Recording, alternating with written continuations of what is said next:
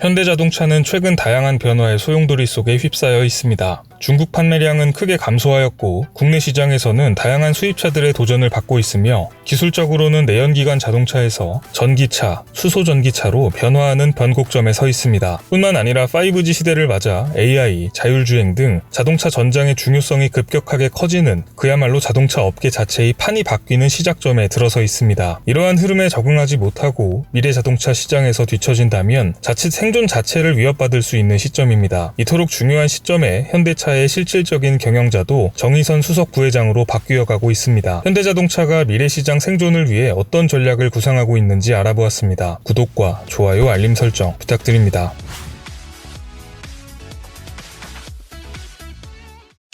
안녕하세요. 세상 모든 잡다한 지식을 알려드리는 잡시광입니다.